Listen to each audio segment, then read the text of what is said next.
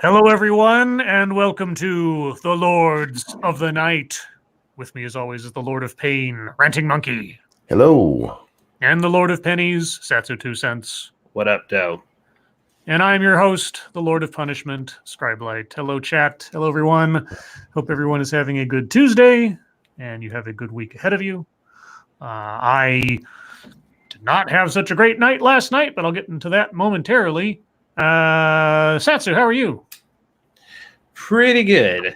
I got some work done today. I got to hang out with Squeetus most of the day, and she was being a super adorable today. I video chat with a couple of my family members because I make it my business to at least once or twice a week video chat with my mom and my sisters and my brothers so they can see the baby because they can't get over. Well, they can get over here. They just don't for whatever reason.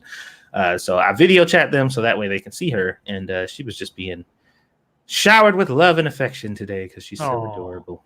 Oh, she was a super happy baby most of the day until right before Squishy got home. She had got a little bit of acid reflux. And oh boy, she was not happy. Yeah, it just kind of hit her out of nowhere because she had eaten an hour before, and I did burp her or whatever, but she was like laying down because I just got done changing her diaper, and it was like a quick little hiccup or whatever sound, and I heard it go up into her nose, like you can just kind of hear that funneled sound, and then she started coughing and crying. I'm like, oh God, I know exactly what that sound is, and she's just mad. I put her on my chest, and she's just like, Daddy, help. I'm like, I can't. There's nothing I can do, sweetie. It happened to me, and it sucks. And she was just not having it. I'm like, I'm sorry. But otherwise, it was a pretty good day. And hello to all the refugees from Tucker Tuesday. It's a Sinatra raid. Hello, Sinitsies. Hello, sinners. Hope you are well as well. And we'll see about getting into the schnuz, part of which I'm sure Sinatra's already covered through his Tuckerization. Monkey, how are you? Well, Scribe. Uh-oh. I spent about 6 hours out of my day today watching Testimony on the Hill. There was a mistake. Yes and no. I do this for our viewers. So my brain hurts a little bit, but I'm otherwise okay. How are you doing, sir? Let's see. First, thank you, Cody Fry, to support the white male power structure. I have power. We need to pinpoint where Cody's alignment is because I'm a little confused. Seems to be chaotic neutral or something. Well, I'll be completely honest. I worried myself into an anxiety attack last night. If you could not have told, if you could tell, I don't know. Anyway, my brain's a little sleepy today. From the, panic, I suppose, that I had instilled in myself regarding the whole Kappa thing, which is still of a concern, don't get me wrong. But certainly the demons within decided to latch on to that panic of mine and turn into a full-blown attack. And consequently, I barely slept last night as my mind raced about ridiculous things. So I was a zombie most of the day and am still very tired. Thank you, Jordan Edwardson, for your inevitable FTC fines. Oh, God, don't get me started. But thank you anyway. Yeah, so, that was my night last night. My day at work was completely boring and nothing exciting happened, just a regular old day at work. But yeah, I was just zonked all day because I didn't sleep last night, which means I might be a little punchy tonight or a little loopy. And hopefully I will sleep and catch up tonight. But with all that, Monkey Dick, Jim Jones, movies, video games, hit that like button if you have not already, and several of you haven't, so I don't know what you're waiting for. It doesn't get any better than this. Well, I really undersold that, didn't I? And please share our stuff. Share it far, wide, and sideways. YouTube is not the creator's friend, as we have seen in multiple instances lately. So you guys are our best algorithm for letting people know that we exist. Thank you, Non Vitae Rex, for the sleepy corgi. Oh, I think either that or he's bowing at me. I'm not sure. Either way, I appreciate it. Monkey, I don't know if you caught that or not, but Scribe said he wants to be extra interrupted today. Oh, I missed that. Yeah. Yeah. Thanks for coming out, everybody. I'm going to bed. Bye. All right. Well, with that, anything else before we get into the schnooze? I'm a beautiful man. Oh, God. That's all. AB Pride 12 in the chat. First time watcher. Uh-oh. We're about to pop somebody's cherry. Oh, boy. I know, right? Doesn't that sound exciting? Sounds a lot more exciting when I say it like that than it actually is. But let us get into which one do I want to do first? Oh, how about this one? Because, it's our favorite friend at CNN, Chris Cillizza. Huzzah. So speaking of the impeachment hearings, let's... I can't wait to hear this Dick Nuts take on this.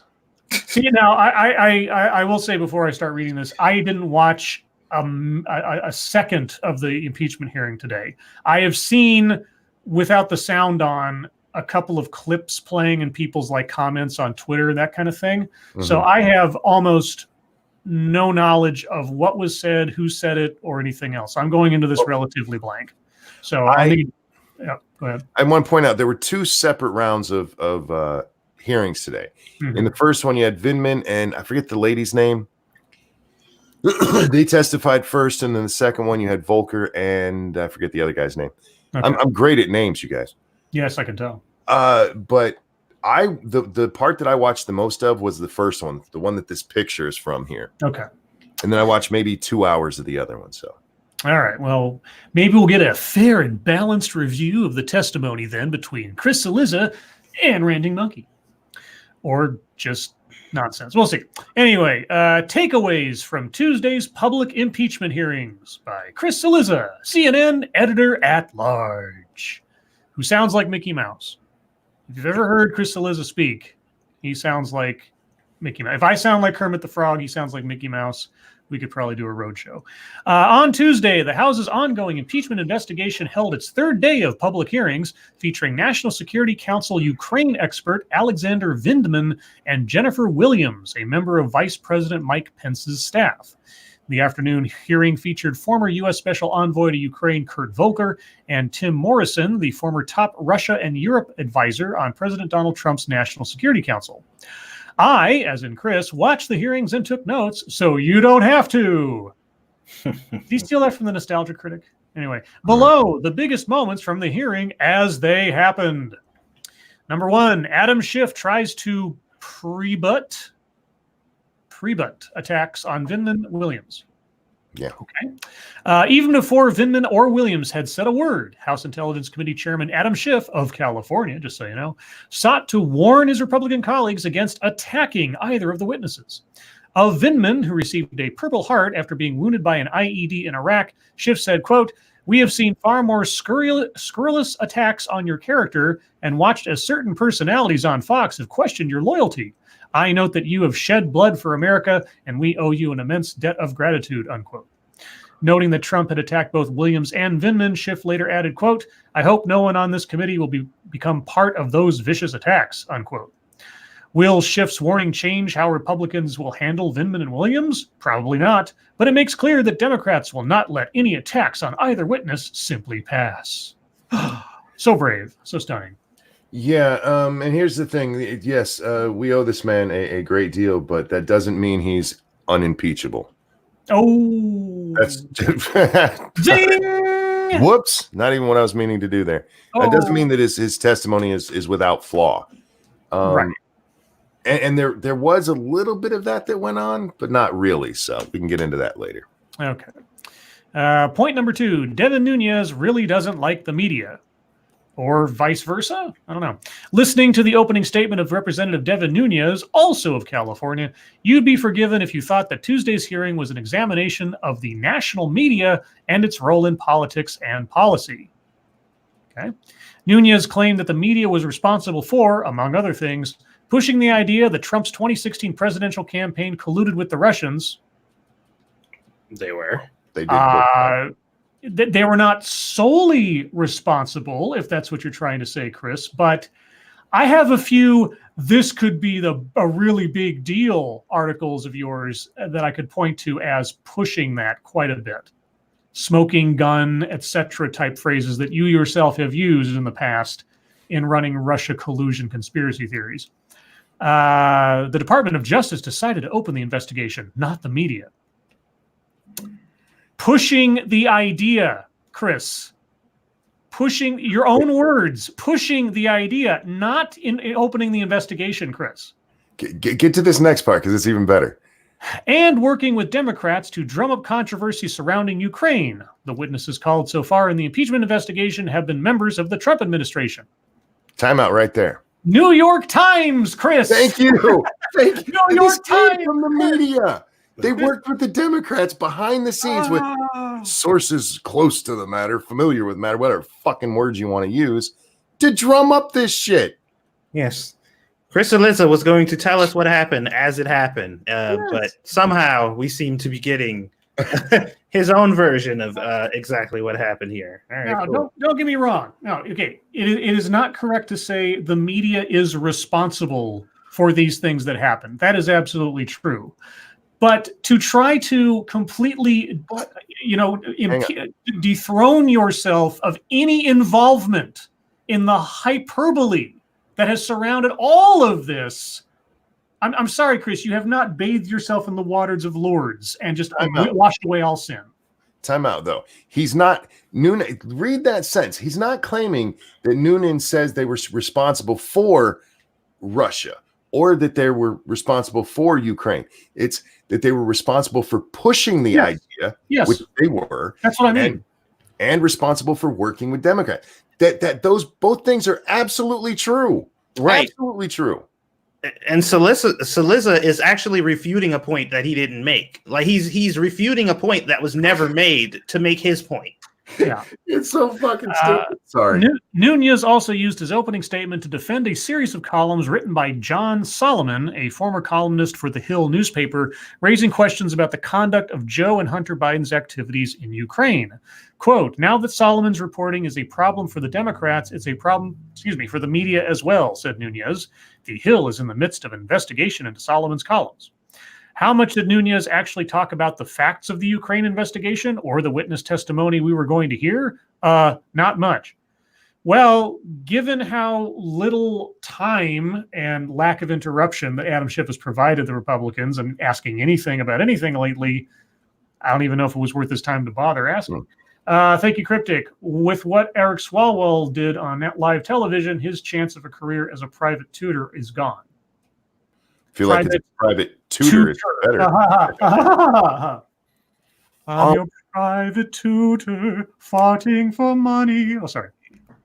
In Nunez's opening statement, as well as his opening question, he did what you should have expected from the Republicans. The Republicans are not taking this serious. They're seeing this as an attack just against the president. Right. And that's how both that opening statement and Nunez's opening questions went. Which is a mistake, in my opinion. I think taking it completely as a joke is not. Well, no, it's not that they're taking it as a joke, but that they are painting it and very well done, especially in the opening questions of this is just a witch hunt. This is just them trying to go after the president. They did a very good job of questioning, and we'll get into that hopefully. Hopefully, Chris, you'll actually hit on something important because I see your next headline and it's nonsense. Go ahead. Vindman's powerful opening statement. Vindman's personal story, brought with his twin brother to the United States from Russia at age 3, decorated military service, years of work as a Ukraine expert, is compelling to read on a piece of paper. It was that much more compelling to hear him relate his life journey in his opening statement while wearing the uniform of the U.S. Army. Okay. None of that makes anything he has to say true or accurate. But anyway. Well, they quote the part that everybody's been talking about. Read it and see if you can find anything relatable or related to this case. Okay.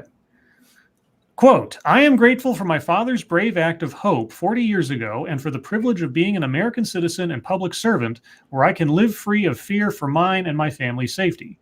Dad, my sitting here today in the U.S. Capitol talking to our elected officials is proof that you made the right decision 40 years ago to leave the Soviet Union and come here to the United States of America in search of a better life for our family. Do not worry, I'll be fine for telling the truth, unquote.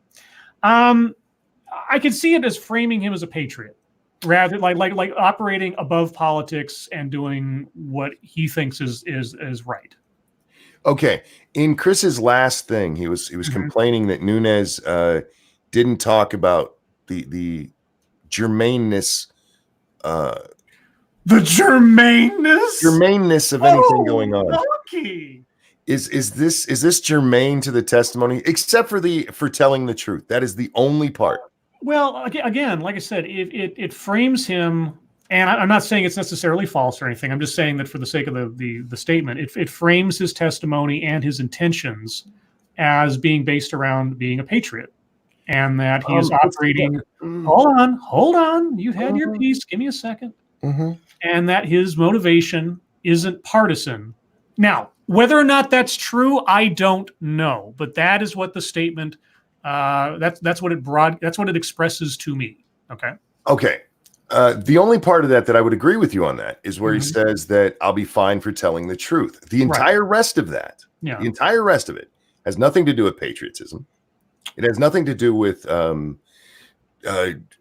telling the truth or coming forward to talk about what he saw. It's all about, you brought us to the U.S. and I have a better life. You did good, Dad. They had the Democrats actually had him reread this paragraph near the end of his testimony. That's how powerful this is. It's nonsense. It's all right. It's emotional garbage. Yeah, I'm not denying that. But like I say, you asked me what I thought it did, and I said, well, I mean, if anything else it would do, it's just him setting himself as someone who loves his country, is glad he's there, etc., his service. And, showing up in his uniform and all that other fun stuff, is that he's a patriot. That's all I get from that. The telling the truth thing, well, he's under oath, presumably, so that is expected. But Satsu, any thoughts? It just sounded like nonsense to me. It almost sounded like a Democrat answering a question. Let's see. Vindman calls out false narrative in Ukraine. Vindman didn't mince words when asked why he immediately reported to his superiors his discomfort with Trump's actions on the July 25th phone call with the Ukrainian president, Volodymyr Zelensky. He said he was previously aware of an, quote, alternative false narrative, unquote, prior to the call. Pushed on whether these false narratives were the ideas that A, Ukraine meddled in the 2016 presidential election to aid Hillary Clinton, and B, the Ukrainians had not adequately looked into allegations that Joe and Hunter Biden had committed some wrongdoing regarding Ukraine, Vindman claimed that they were. Neither of those claims, which Trump relayed on his July 25th call with Zelensky, have any basis in known facts. Yes, we always have to remind ourselves, in every article that's ever mentioned it, Joe and Hunter Biden there's no proof that Joe and Hunter Biden did anything wrong. Every single time. I've seen that line like copy and pasted in every single story that's brought up. And it might be absolutely true. I just find it very odd that you never saw that with anything dealing with Trump or any of his people who were accused of stuff up until they were either acquitted or convicted. Real quick, I want to point out in that article, except for that last paragraph, well, there's no proof of any of that. That's the first time Chris has just told the facts of this. That absolutely did happen just like that. Okay. Vindman for Ukrainian defense minister. During the Republican Council's questioning of Vindman, it came up that he had been asked on 3 occasions by the Ukrainians to serve as their defense minister. Vindman was born in Ukraine, but came to the United States when he was 3. Yeah, you told us already. Quote, I'm an American, Vindman responded, noting that he had turned down the offers. Quote, I came here when I was a toddler, and I immediately dismissed these offers. I did not entertain them. Unquote. He added that he had, quote, notified my chain of command and the appropriate counterintelligence folks about the offer.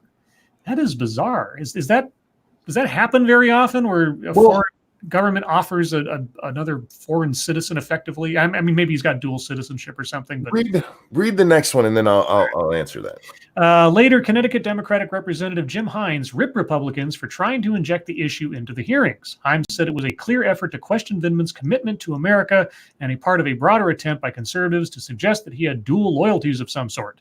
Later, President Trump retweeted a tweet by an aide, Dan Scavino, noting the three offers made to Vindman. Quote, "I want people to understand what that was all about," said Hines of the attack. "It's the kind of thing you say when you have to defend the indefensible," unquote. Okay, now what President Trump tweeted has nothing to do with the hearing, Chris. Not a fucking thing. Anyhow, yeah, according to Vindman, this happens all the time. I don't know if that's true or not. He actually said that during the response to this because he was asked about it a couple of times. And there was no suggestion given. They talked about that, like, how dare you bring this up? You're questioning his loyalty. I didn't hear that in the way they were doing it. Maybe I wasn't listening right, but that does seem a germane thing. It seems a relevant thing to bring up if the Ukrainians were like, hey, you want to come work for us? Now, him turning it down is just as relevant, which he did 3 times. Sure. And I don't know. I mean, I guess if you're going to bring in his experience with Ukraine as part of his curriculum vitae, it's not inappropriate to bring this part up on the off chance it is relevant. I mean, you can't have your cake and eat it too. Either he's an expert on Ukraine and his experience with Ukraine and everything else informs his opinion of what happened on the phone call, or it doesn't. You can't play piecemeal with it. Now, I didn't see the testimony. I don't know how Republicans framed it. If the Democrats were using that as an extension of whatever's been said on Fox News or something, I don't know. Now, again, maybe I just didn't get the significance of them asking, because to me, it was just like, okay, they asked him and he said he turned it down. No big deal. Move on. They didn't like dwell on it. They just asked him and then they moved on. So maybe I just missed the significance there. I don't watch Fox News, so maybe that was a big thing over there. But it seemed like a relevant question considering what happened during the Kavanaugh hearings, because with that whole thing about him drinking or whatever, they were basically asking him, like, when was your first drink? Have you ever had a drink before? You ever drink at this time of day? Did you pass out when you did it? And it's just like any other time I've had a drink in my entire life has nothing to do with the situation that we're talking about right now. Like, that asking me those questions seems kind of underhanded. But like I said, it was relevant to the situation, because if he's had drinks and passed out before, then maybe he did it this time. But now these questions aren't allowed. Like, I don't understand how they're okay in one instance but not in the other. Let's see. Who is the whistleblower again? Twice, once by Nunes and once by Ohio Representative Jim Jordan, Republicans on the committee sought to force Vindman to disclose the 2 people outside of the National Security Council who he briefed on the July 25th call. One, Vindman said, was George Kent, the State Department official who testified last week. The other, Vindman said, was a member of the intelligence community. When pressed to say who that second person was, Vindman demurred, citing guidance provided by Schiff that the committee would not be involved in the business of outing the whistleblower. So he knows who the whistleblower is then. Keep reading. Nunes and Jordan objected strenuously, noting that Vindman had said he didn't know the identity of the whistleblower, so how could he possibly out him or her? Jordan took it a step further by making clear that he didn't believe Schiff's assertion that the California Democrat didn't know the identity of the whistleblower. Around and around they went to no resolution. Vindman didn't say who the second person was, and Jordan and Nunes remained annoyed. Yeah, this was an interesting exchange because Vindman, he did say, I don't know who the whistleblower is. Schiff has said, I don't know who the whistleblower is. But not only did Vindman say that on advice of counsel, he wouldn't name that other person. He said it on advice of the committee, he wouldn't name that other person. But the committee chairman, no less. But the committee was asking him the question. So you're telling me he can't tell us who this other person is because that would out the whistleblower? But he doesn't know who the whistleblower is. But none of you know who that is. That doesn't make sense. That doesn't make any sense. From this, and this is just my opinion watching it, either Vindman himself is the whistleblower, or yeah, he definitely fucking knows who it is. Well, I mean, if he says he doesn't know who the whistleblower is and he's the whistleblower, then he's lying under. Well, either way, he's lying, because why would he not be? He's willing to name everyone else he talked to, but this one person. Or he doesn't know who the whistleblower is, but Schiff knows the second person he talked to is the whistleblower and is telling him not to say anything because it might lead to the identity of being exposed. So he could be telling the truth for all he knows, and it's just a matter of implication. It would be weird for me to ask, or for him to ask his counsel if he could name that person. I know. I'm looking for a possibility that makes anyway. I get you. Okay, now this is the part that I did see the video on. Somebody called him Mr. Vindman. He corrected them, and people are going like, "Oh, what an arrogant asshole," and everything else. Like, well, he's sitting there, decorated officer, everything else. It's a form of respect. I don't. Except that's not exactly it. But go ahead. Okay, Mr. Vindman, no, Lieutenant Colonel Vindman. Vindman showed relatively little emotion after the first moments of the hearing when his hands were visibly shaking as he read his opening statement. But he did let his annoyance slip once when Nunez referred to him as Mr. Vindman and asking a question. "It's Lieutenant Colonel Vindman," he replied. Trump seized on that moment when talking to reporters on Tuesday. Quote, "I don't know him," Trump said to Vindman. "I don't know," as he says, "Lieutenant Colonel. I understand somebody had him the misfortune of calling him Mr., and he corrected them. I never saw the man. I understand now he wears his uniform when he goes in. No, I don't know Vindman at all," unquote. Boy, Trump is just the great communicator, I tell you what. Thank you, Gunsky, not Jack Gunsky, but a different kind of Gunsky, for the wide-eyed blank face. Thank you. I appreciate it. I can project into it whatever I want. Yes, Monkey. He was asked about this later on by another military man. I forget who it was. It was one of the Republicans.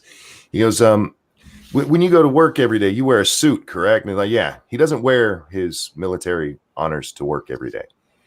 He did this just for this. And he also was asked specifically, do you normally correct civilians for calling you Mr.? And his reason for it is what makes this why I said not quite correct. The only reason he corrected him there, and he says this, is because he's been maligned in the media, and he wanted to make sure that distinction was there. Okay. That's then you're just being a dick about it because it's the Republicans asking it, and you blame them for people giving you shit. To me, it's neither here nor there. I mean, it's as irrelevant to his testimony as whether or not his father is proud of him. Exactly. It's one of the sideshows that has popped up around this that has fuck all to do with what they were there to talk about. Okay. Well, we've dwelled on this a lot longer than I had intended to because we got other stories to cover real quick. So, here, can I just give my summation of what I saw? Knock yourself out. Good.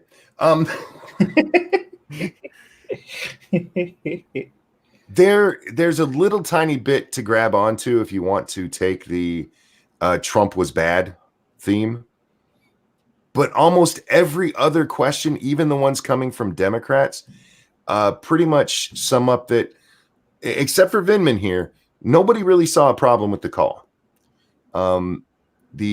There's some talk about how the money wasn't released, and I'm using air quotes here, until the Democrats started investigating.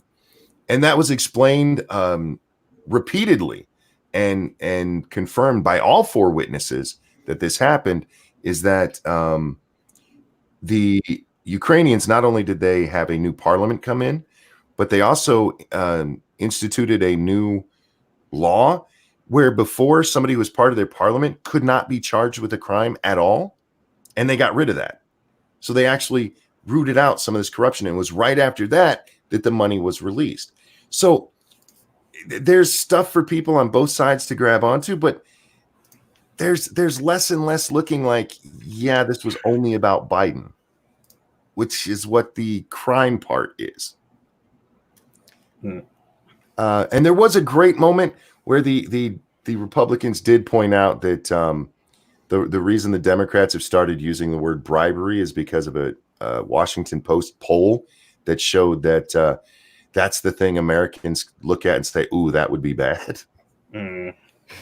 But yeah, I mean, this was actually a lot more interesting than the first 2 rounds. So, but yeah, just don't watch only the clips you see on Twitter, because you'll see what you want to see doing it that way. That's all. I'm sorry, Scribbles. Are you? No. I know. All right, guys. Well, it is now MSS News time. So if you guys have news stories you'd like us to read on the air, please send them to us via Twitter using the hashtag MSS News. Can't promise we'll get to them all, but that's because Monkey loves hearing himself talk. I do. Let's see. So, and then my phone beeps at me per tradition to tell me whether or not I'm sticking around or have to leave. And survey says I'm here. Yay. For whatever reason earlier today, I got curious about something I hadn't thought about in a while. I thought, wasn't Russian Deadpool supposed to be on trial by now? And lo and behold, the story came and went over the summer, and I didn't even notice. And I don't remember us talking about it, so I could be mistaken. Oh, but I thought I brought it up. I don't know. Maybe my memory has gone the way of Monkey on this one. But anyway, All You Need posted the story on MSS News. I posted it earlier today because I looked it up. But Alexander Kobolkov, a.k.a. Russian Deadpool, receives a 40-year sentence for killing his girlfriend. I remember talking about this. Do you? Because I honestly completely blanked on it. This happened back in the end of September. So maybe we did talk about it, or maybe it was talked about elsewhere. I don't know. But I just, for the sake of completion, on the off chance we didn't, or I didn't. Let's see. Yeah, he was 44 years. Oh, sorry. He was. There was a 16 to 44 year sentencing range. He was sentenced to 40. There's not much else to say. Is that he was convicted and sentenced. Yeah, he wasn't convicted. I think they hadn't sentenced him yet when we last talked about it. They had he had struck a deal. Yeah, maybe that was it. Yeah, so I think that's the disparity there, because I hadn't heard a sentence yet. So right, yeah, he struck a deal, but they hadn't actually got to sentencing, and then maybe it flew under the radar that the sentencing actually occurred. So there you go. Such as it is, that tragedy now has a period to the sentence. Let's say. This one comes from Frosted Glass. Let me do the trick of putting it into the actual window so people can see it for themselves. That, and of course, I have to wait for it to come up there. Sorry, guys, live TV. You know how it is, or maybe you don't. Either way. No, go away. Ad. Okay, it's a trap. Why loving Star Wars as a woman is endlessly exhausting. Oh, for fuck's sake. Now, I have not seen anything of the Mandalorian TV show. I don't know if there's going to be spoilers in this. For those of you that have not seen it, like myself, we might be about to be spoiled on something. If Twitter hasn't already spoiled some big plot point to me already, but hey. Now, Frosted Glass said the first couple of paragraphs are skippable, so we'll do that. However, one thing you have to be keenly aware of from your earliest days on this planet is that the Star Wars universe does not contain all that many girls. Is that what I have to pay attention to? Have you read or seen any of the material produced since Disney took over? We'd like to reiterate that we are not the sexist ones. The people who make it are sexist. But it's not easy for us to enjoy because there aren't enough vaginas in it as a non-sexist person. And if you are actually a Star Wars fan, I'm just going to say it, I'm a snob. If you're actually a Star Wars fan prior to the Disney takeover and you looked at the expanded universe, there are a plethora of female characters who are, or at least as far as the expanded universe was concerned, and for Star Wars fans in the absence of any new movies, who were as or more popular than many, many male characters. I can think of one in particular, Mara Jade, that was a particular favorite amongst people. She put Luke Skywalker in his place several times. and was also really cool backstory and everything. But anyway, this lady's only seen the movies, apparently. Of course, there's Princess Leia, the only Disney princess you ever needed. She's not a Disney princess. The woman who gave as good as she got to her torturers and rescuers alike. No, she didn't. She sat there and took it. She didn't give anything. She was laying there and Darth Vader, like, completely took her over. Did you watch the movie? Nope. Well, in fairness, hang on. She grabbed a blaster. I will say she grabbed a blaster and she shot a couple of stormtroopers. All right. You had that, but she was badass at the beginning of that movie when Darth we just watched him choke a motherfucker. That's true. And she walks up and just talks cash shit to his face. That's true. That is so true. She might not have taken up arms necessarily, but yeah, okay. All right. But for decades, when you watched the movies, you kept noticing how rarely women spoke and how there were Mon Mothma and a few other non-princesses running around, sure. But the closest a female Jedi got to speaking in the prequels was to scream as she was murdered. What? A female Jedi speaking in the prequels. For a female Jedi in the prequels. I mean, good God. All right. Anyway, okay, moving on. And yeah, you notice that with the same part of your brain that grew up conditioned to think that one girl in a story was more than enough girls. Thank you very much. And that no, instead of being a Ninja Turtle, you get to be the reporter who follows them around. April O'Neil wore a very cool jumpsuit, of course. It looked both stylish and comfortable. And sometimes, damn it, you wanted to be the one to swing the nunchucks or bow staff. No one was stopping you from swinging the nunchucks and the bow staff. There was Venus de Milo if you really, really, really wanted to be a female Ninja Turtle. And by the way, it's all made up. It's all pretend. The movies were about Luke Skywalker. The prequels were about Anakin Skywalker. You had Padme shooting people up and being a senator and the queen. You had Mon Mothma running the fucking rebellion. Yeah, all the women in Star Wars were just so underscored and just so... You're Scribe, you're forgetting something crucial, though. What's that? Women aren't smart enough to put themselves in a position like that without somebody telling them that they can be. You know what? You know what she doesn't bring up? What's that? There were no boys in Rainbow Bright. Yeah, there was. I don't know. I don't watch Rainbow Bright. I never watched. Well, there was. The bad guy was Murky Dismal or whatever. Oh, so the bad guy was a dude. Well, no, there was a guy, Rainbow Bright kid. I don't remember his name. I just remembered that there was at least one boy. It was Faggy Bright. Oh, what? Geez. Just like a cigarette. Boy? What? Were you conditioned to believe that only one boy is enough, Scribe? Huh? I didn't care. You should have. Well, I didn't care. Well, that's for girls. For not raising you as a sexist. I watched Rainbow Bright. I watched Strawberry Shortcake. Yeah. You just hear the crickets in the background. There's a silence go across. Like, oh, cricket. Okay. All right. No. Good luck with that. I watched all types of cartoons when I was a kid. I didn't give a shit. I mean, the Punky Brewster cartoon. I remember the theme song, or at least the tune. You ever watch Punky Brewster? Monkey? The show, yeah, not the cartoon. Okay. Oh yeah. Well, I remember. I was a cartoon freak, is what I watched anything that was on Saturday morning. But whatever. I didn't complain. It was just like, well, there you go. It's either it catches my attention or it doesn't. It was all stupid back then, but I was like 4, so what did I know? Let's see. This one comes from Massive Dynamics. I keep forgetting. Oh wait, William Ford says Scribe Light played with Barbies. I played with Barbies. I did. Oh yeah, I usually put them in like compromising positions when I didn't know any better. Well, yeah, before I got old enough for that, I mean, they were basically warriors and shit, man. But I still play with Barbies. Thank you, Frosted Glass. From a Freudian view, the Sarlacc could be a woman. Oh, true. And then Boba Fett's being slowly digested over 1,000 years could be a metaphor for marriage. I'm just throwing that out there. What? That's kind of fucked up. I know, right? This one comes from, Massive Dynamics again.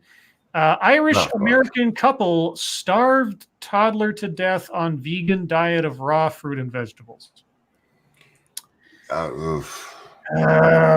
This is what I need to read before I get to him. An 18-month-old toddler has died from alleged starvation after his Irish parents fed him nothing but a diet of raw fruit and vegetables. So, Irish famine in this house, was there? Ryan O'Leary, 30, and Sheila O'Leary, 35, have been charged with aggravated manslaughter and child neglect after their infant son passed away on September 27th. Sheila O'Leary called 911 after finding the young child cold and not breathing. Though Ryan O'Leary tried to resuscitate the child, his efforts proved unsuccessful, with paramedics later pronouncing the boy dead at the scene. That reminds me of that. There was an episode of House where one of the side cases was him checking out a little baby, and the parents like being all righteous and how they're feeding him vegan diet and all this other stuff. And House is looking at him like, yeah, well, your baby's malnourished. And if you don't get if he doesn't have fats and everything else and all the other stuff that he needs from actual diet of meat and everything, he's going to die. So do that or else child neglect. And throw these people in a concrete box forever. Goodbye. Not just that. I'm sorry. You need to stop pushing the idea. Vegans, listen to me. You fucking morons. You as an adult, yeah, maybe you can find ways to get the stuff in your diet that you're supposed to have from eating meat, you silly, stupid shits. You can't do that with kids. Stop it. You're literally killing them.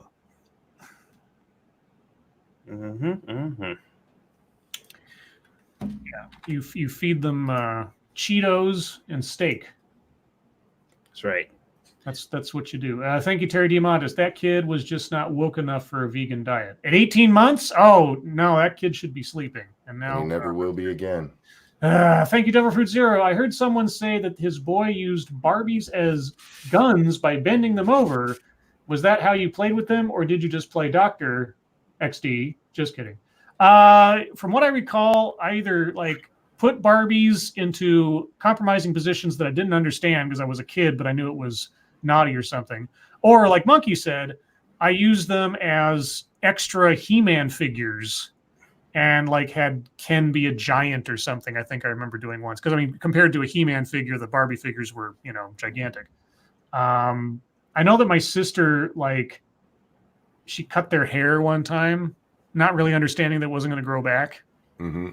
As kids do, and kind of ruined it. But that's my only memories that we had a couple of we had at least one Ken doll, at least one Barbie doll, and I think I bent the Barbie doll leg to the point it broke or split or something. That's the Barbie dolls in my house. I was really big on wrestling toys, so they were usually victims of several choke slams. There you go. Or they're the manager, like Miss Elizabeth, if you didn't have her as a figure. Oh, yeah. Miss Elizabeth. Oh, man.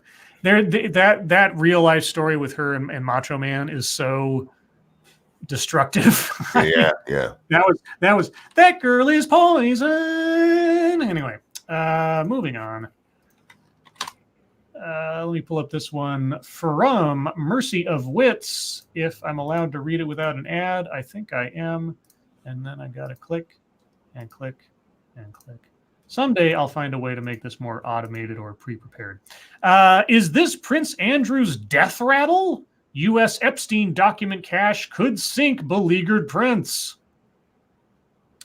Yeah, we talked about his interview with, I think it was the BBC or something the other night, and just how bizarre his explanation for staying with a convicted pedophile was. It was an honorable thing to do.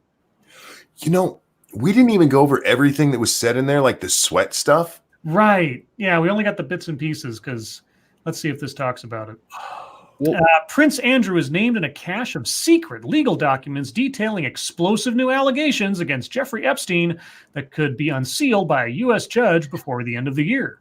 The revelation is just one of many fresh blows to have landed on Andrew, leaving him reeling in the aftermath of his disastrous BBC interview. Andrew is facing growing calls to voluntarily cooperate with the FBI and is being dropped by sponsors and charities. Who sponsors a prince? What is it? He's not a sports star. Is he wearing a shoe or something, endorsing a cologne? Who sponsors a prince? The English people. Fearful of damage by association after a BBC interview in which he said he didn't regret his friendship with the billionaire pedophile, suggested a notorious image of him with his arms around Virginia Guffrey Roberts was fake, and bizarrely claimed he doesn't sweat. What are you, Kim Jong-il? Thank you, Lion Patriot. I never got Snake Mountain. I'm fine, really. That was the one thing. My neighbor across the street had Snake Mountain. So when I was 3 years old, I wanted Castle Grayskull, of course, and sort of like as was the fashion at the time, they didn't make as many toys as was the demand back then, and so my parents couldn't get Castle Grayskull for me for Christmas that year. So my dad, in his ingenuity, made me a homemade Castle Grayskull out of a cardboard box. And he painted it all gray, and he made a little drawbridge with string, and he put little flags on top with toothpicks and paint. It was great. I mean, I loved it because I didn't know any different. I was a little kid. And what we called it the 3-year-old Castle Grayskull. And then I think a year later, next Christmas, then I got the real Castle Grayskull. And I thought, oh boy, it's got the drawbridge and it's got the little place here, but I still kind of played with the 3-year-old Castle Grayskull because it had more room to maneuver in. Mm-hmm. The actual Castle Grayskull, it looks really cool. Not a lot to do or not a lot of play space, let's say. But then when I saw my neighbors, I didn't even know they had Snake Mountain until I saw my neighbor had Snake Mountain. And I was like, oh, because it had that voice changer. The snake at the top of the thing, you pull it out and you could talk into it and change your voice. Like, and I'm like, oh my God, it's so cool. It was all purple and scary looking. I'm like, oh man, I wish I had Snake Mountain. Dude, I actually egged my sister into asking my mom for a dollhouse specifically so I can use it to like for my wrestling to rest, because I had the little ring or whatever, but I used to like imagine that they were in like different locations in other places or whatever. But she was looking at this big ass dollhouse that her grandmother was gonna get her, and she's like, "Should I get it?" And I'm like, "You should absolutely 100% get it. You're gonna have so much fun with it." She didn't. I had so much fun with it. That motherfucker was trashed by the time I was done with it, but hella matches happened in there. It was amazing. Anyway, from Snake Mountain back to Prince Andrew, because there's a connection there somehow. In another hammer blow for Andrew, Britain's former House Secretary told LBC Radio she was left slack-jawed after she says Andrew made racist comments about Arabs, including an unspecified remark about camels during a state banquet for the Saudis in 2007. Wow. That was a lot of shit to take in. Yeah, that is a lot to process. On Monday, the palace was forced to deny Andrew used the N-word in discussions with a government advisor. Uh-oh. Thank you, Pincalo. At least your He-Man had 2 arms. Not mad at all. Well, I had a man at arms as well. I had He-Man, Tila, Man at Arms, Ram Man. I had Skeletor, Beastman, Triclops, Lockjaw. Was it Lockjaw? Yeah. Lockjaw was probably my favorite because he had like the switchable arms. They got different weapons on. Like one was a gun and one was a hook and all that kind of stuff. I really like Lockjaw. Trapjaw. Not Lockjaw, Trapjaw. That's what it was, Trapjaw. And who else did I have? Oh, I had Merman, like, hey man, it's He-Man. Merman was really cool. And I was poor. I had He-Man. Yeah, no, I was a spoiled brat. Or I spent my allowance on him or something. I can't remember. Anyway, I had a whole bunch of them, but there are a whole bunch that I didn't have. Like Faker. My friend had Faker. He also had Skunkor or Stinkor or whatever the name of the skunk one was. And then there was one with like furry purple. I forget what it was. It was like a action figure covered in like purple velvet or something, like Panther or something. Anyway, whatever. I'm completely off topic. Anyway, Prince Andrew's a complete creep. The end. His interview was so nonsensical. He is hiding so much shit. It's if and when it finally gets revealed, it's not going to even be funny at that point. This is one of those moments where you should have just been like, I'm not taking any questions. Yeah, no comment. There's people have actually come forward now because he said it would be inappropriate for me to even put my arm around a woman. And there's pictures of like women kissing him, and there's actually pictures of him sweating. So now they're saying, well, he had a limited medical condition that made it where he couldn't sweat for a while. My God. The Clintons are going to kill you, man. What a nutball. Let's see, this one comes from Shrouded Angel. Mom finds abusive ex has been secretly living in her attic for 6 days. What? There was a movie, a USA movie way back in the I think it was called Hider in the House. I think it was called that. It was like Gary Busey was living in a family's attic, like stalking them and spying on them and shit. Mm-hmm. I mean, it's Gary Busey, so him just being anywhere near your house is scary enough, but he was like hiding in the attic. Anyway, Aaron Chidji was banned by 2 court orders, from going near Amy, but he broke them and climbed in through her balcony window to hide in the attic in Exeter. An abusive ex-boyfriend has been jailed again after breaking a restraining order and secretly staying in his former girlfriend's loft. Aaron Chidji, 25, was banned by 2. Amy, 20, had already moved 10 times to hide from him after suffering his abuse and violence. Amy said, quote, I was sickened to discover Aaron had been in my home for God knows how long. I had no idea. My fear is that he will stop at nothing to hurt me. I have moved 10 times in the last year to hide from him, but he always finds me. Amy first spotted him outside one of her windows, and on the second time, she saw his legs dangling out of the loft. She also realized she had an unwelcome visitor because Aaron could not be bothered to do his own washing up, and he left dirty plates in the kitchen. How many clues did you need before calling the cops? I mean, you see him in 3 different indications. And anyway, well, I hope they lock him up for a longer time, because if she's had to move 10 times to stay away from him, I don't blame her for being scared. See, man, this is one of those situations where if the story comes out where they're like, the lady fucking brutally murders dude in her house, and then you hear why, you're just like, man, somebody needs to do something about our justice system, because obviously she needs to go to jail, but this wouldn't have happened if if we were better at dealing with these fucking people. Okay, I can't share the screen on this one because it's coming from a tweet. But Monkey first alerted me to this, but it has been passed on to us as well by another monotream.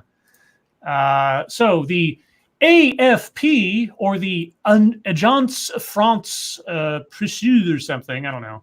Oh, God. They put out a tweet, this big breaking news tweet that said, breaking, more than 100,000 children in migration-related U.S. detention, says the UN. Holy cats, 100,000 children are in migration-related U.S. detention. Little kids, prisoners behind cages, guys. 100,000. Mm-hmm. How'd they get here? I wonder. Wait for it. No. Wait for it, Satsu. Satsu. This is serious. Don't make light of this, because you see, AFP is withdrawing this story. The author of the report has clarified that his figures do not represent the number of children currently in migration-related U.S. detention. Wait for it. But the total number of children in migration-related U.S. detention in 2015. Oh my God. We will delete this story. Are you serious? Yes. I don't know if y'all remember the whole immigration thing, the kids getting locked up.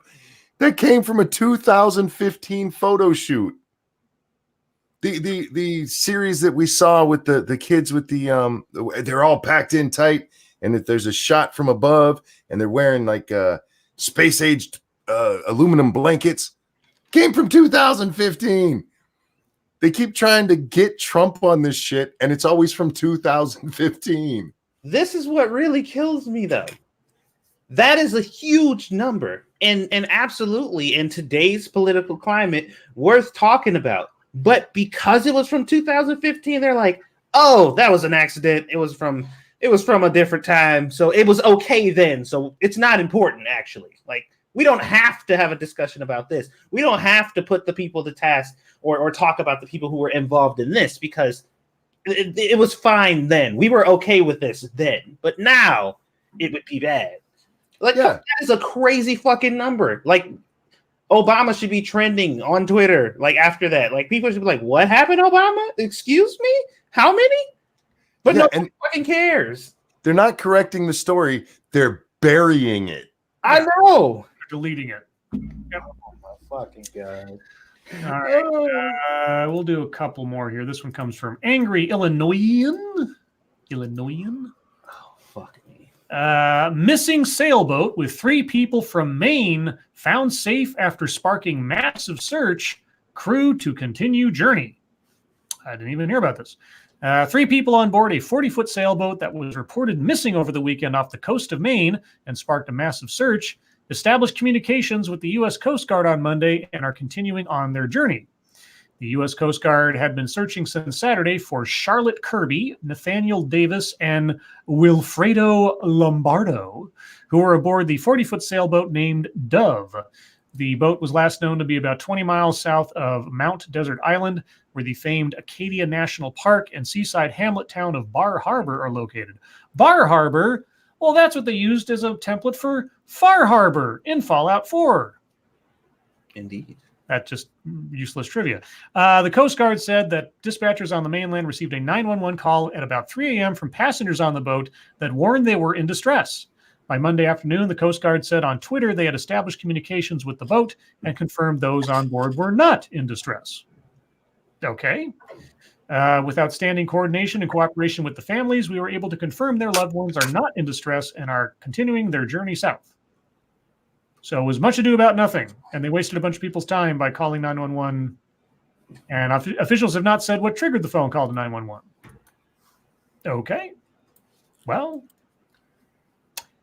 that, I don't know. Should you be held liable for the costs of such a thing if you effectively call in a false alarm for something like that? It depends on if your intentions was for it to be a false alarm. I guess. Anyway, well, that's good news, I guess, for the families. They don't have to worry about their family members anymore.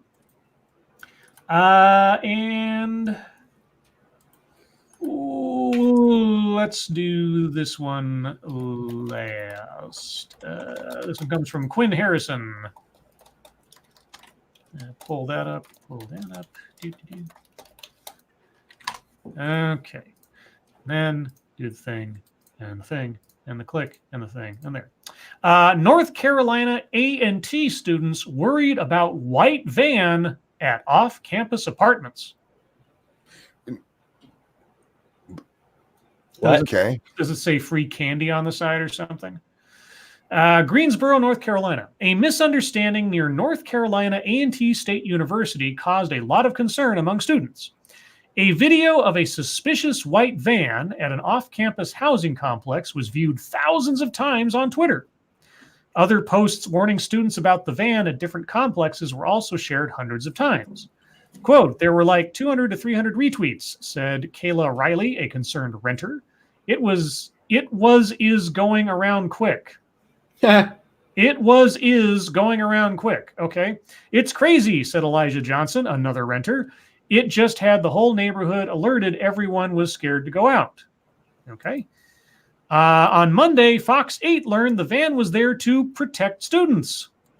A notice was sent to... Wait. The van's there to protect them? I am mightily confused. A notice was sent to people living at Collegiate Commons notifying renters the van belongs to a security company. At least 2 other complexes in the area use the same service. Quote, why would the security guards do that? That's so stupid, Riley said. Why are you in an unmarked van like that? That's scary? ? Okay.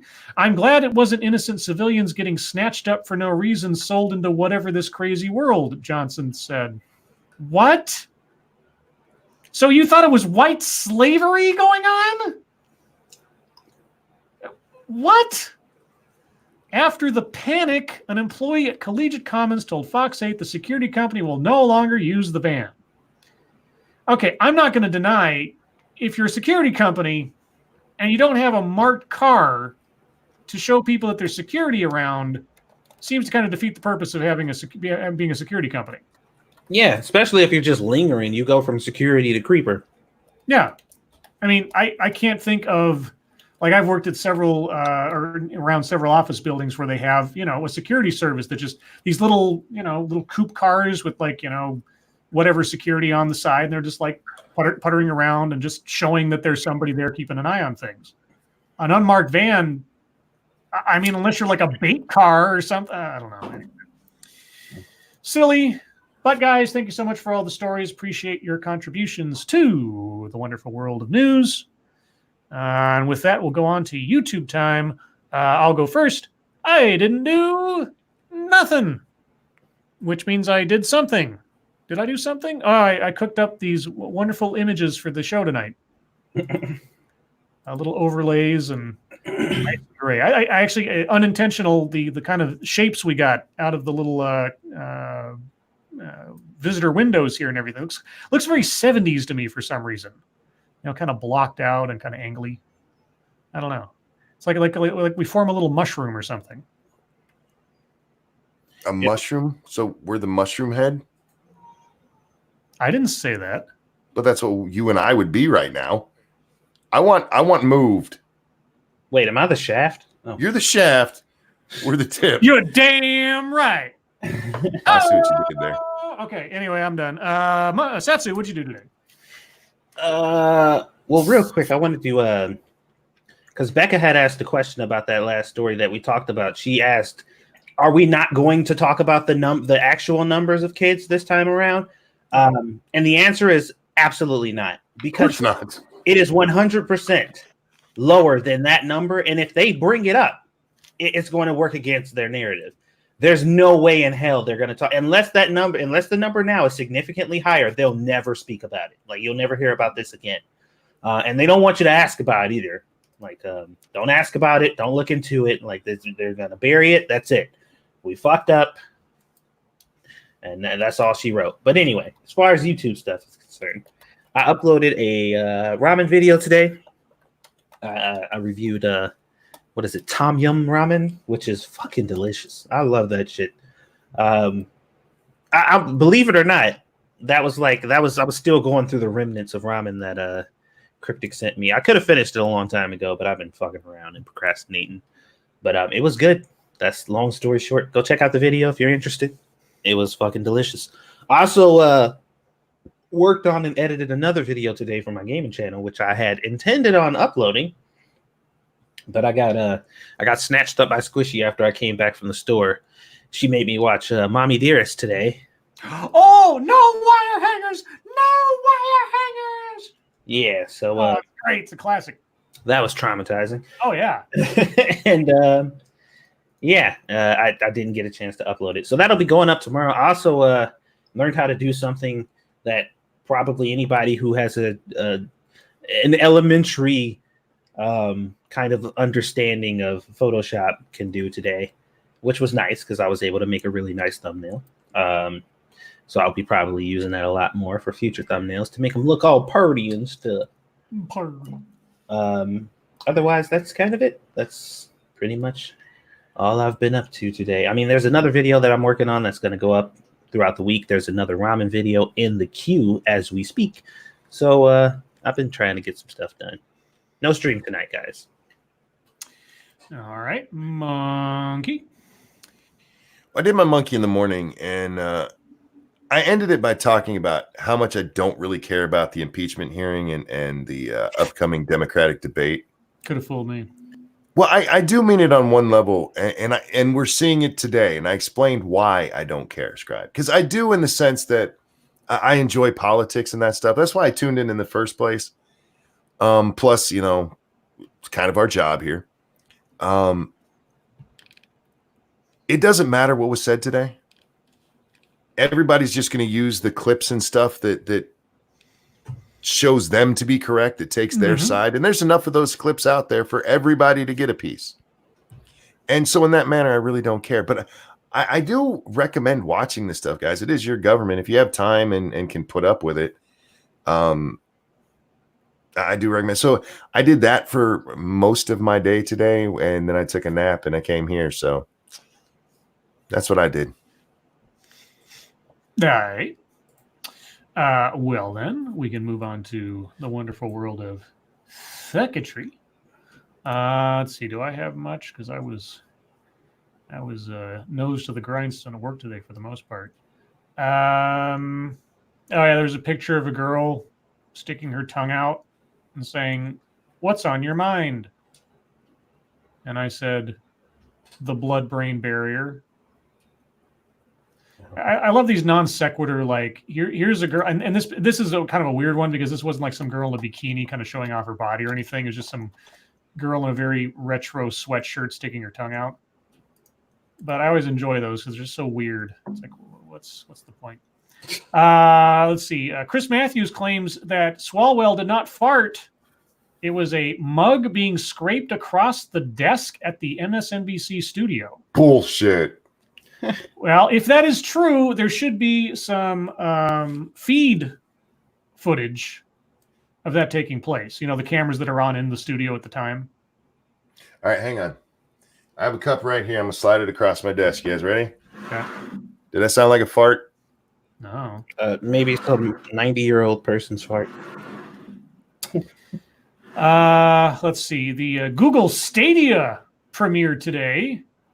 And nearly every single demonstration I saw or was posted or whatever showed an absolute non-functional piece of equipment.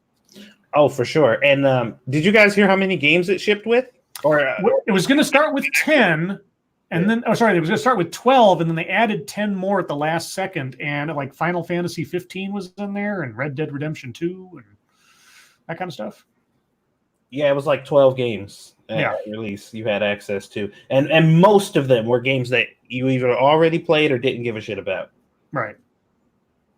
The demonstration I saw, they tried it on your regular PC, and the lag between action on the keyboard and reaction in the game was so bad you couldn't play the game. And especially if you're doing a first-person shooter, there was no way. It apparently performed better on mobile. Yeah. If you hooked it up to your mobile device, like your smartphone or something, but like, why the hell would you do that? But yeah, no, it looks like it's an absolute failure from the get-go. And again, until like 3 days ago, I had to be reminded that thing even existed, that it was like, oh, it's about to premiere. Like, oh, why? I mean, it sounds good in sort of theory, like, oh, I don't have to have a console and all the games are sort of kept on a server somewhere and I just access them. And it's sort of like Steam, kind of, but no, it's just awful. Let's see. I think, I forgot to, did I mention yesterday I was in a cameo for Tailed Features video? Yes, you did. I did. Okay, I just want to make sure because I'll plug Tailed Feature a bit there. There was a post from NPR that stated this: the Baltimore Museum of Art has decided to only purchase works made by female identifying artists next year, an effort to correct the gender gap.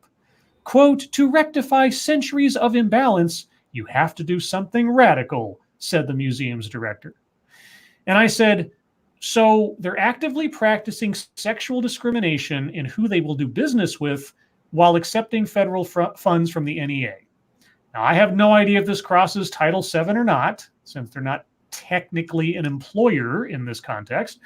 But either way, it is not a good look, in my opinion. So there's that. And otherwise, we talked about the AFP story. So that's it for me. Satsu, what do you got? Epstein prison guards are arrested for failing to check on him. Mm-hmm. Uh-huh. Although this headline is not the same as it was before. What do you mean? It was different. I can't remember exactly. I think it said they were arrested for like neglect or something, or falsifying records. I think is what it said before. Oh. And now it says something else. That's a little weird. Prison guards arrested for failing to check on them. I swear to God, this said like falsifying records before, because I looked at this and I'm like, okay, I can't wait to talk about this. And I'm looking at it, I'm like, this ain't what it said before. So I'm not sure. This is from Daily Mail UK for some reason. But yeah, that was the thing. And I don't know if I actually mentioned it. Well, I think I did. I mentioned it on the show that somebody told me that basically anybody pushing the Epstein didn't kill himself conspiracy theory are all alt-writers and the online trolls, and you should be very, very weary of anybody you see pushing that. Yeah. It literally makes no sense. Yeah. And I'm like, this is literally the only thing that the two fucking fringes have agreed on in the past 3 to 4 years. Right. So I don't know what the fuck you're talking about, or if you're just ignoring literally everybody on your side who's just like, yeah. But anyway, did you guys see that little video clip of there was like 2 kids at I don't know, was it a hockey game, I think? And there was a girl and a boy, and the girl had her camera phone out, and she turned her camera to the dude to get him to take a picture, and he smiled. And immediately after the smile, like she took the picture, he just put on this fucking deadpan. I fucking my life. Yeah. That video came out, and I knew it was going to become a meme. Like, I just knew it. And somebody put up a post that said, "Someone save this man," like with a bunch of laughing faces. And then this BuzzFeed journalist, I guess, says, "Interesting. When I watched this clip, I actually thought somebody needs to save her." And I'm just like, what? Why? His frown is the patriarchy, yo. I guess. Man unhappy, woman next to him most affected. I'm just like, what? He looks miserable. She looks fine. Like, what the fuck does she need the saving for? Like, oh my God, man. And that just goes to show, like, people see whatever the fuck they want. Even if you're all looking at the same thing, people will interpret it however the narrative tells them that they need to. Let's see here. What else did I see? Oh, well, I commented on the Chick-fil-A thing yesterday. There was something else on Facebook I had saw. Let me pop over there real fast. Let's see. There was an argument about the new Sonic movie going on over on Facebook. Because you guys saw that post going out that said, hey, the people who made this movie went through all that effort to change the movie, so you guys should support them and go see it. And there was several people in the comments saying, fuck that shit. Like, fuck that shit and fuck that narrative. We don't have to reward them for fixing something that shouldn't have been broken in the first place. And then an argument about gamer entitlement came up. Because people are saying that the Sonic people were entitled for expecting the character to look like it was supposed to look. That was the argument. That they were entitled. And they should have just accepted the design for what it was, and they shouldn't have demanded that they changed it. They should have just accepted it and just took it as their vision and left it at that. What do you guys think about that? I'm of two minds of that, really. Mm-hmm. I don't think creators necessarily need to listen to their audience all that much. But I think creators can benefit from listening to their audience. And here's the problem. There's sometimes the audience may not have the best idea of what you're doing. I always go back to WoW on this. There were so many arguments in the forum of people telling Blizzard what they needed to change to get it right. And the loudest majority was actually preaching things like making the game much harder, where World of Warcraft enjoyed its most success during the Wrath of the Lich King days, where the game was arguably the easiest it had been up to that point.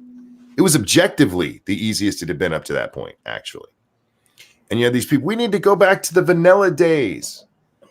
And like that's how you'll get people to come back to the game. Like, wait a minute.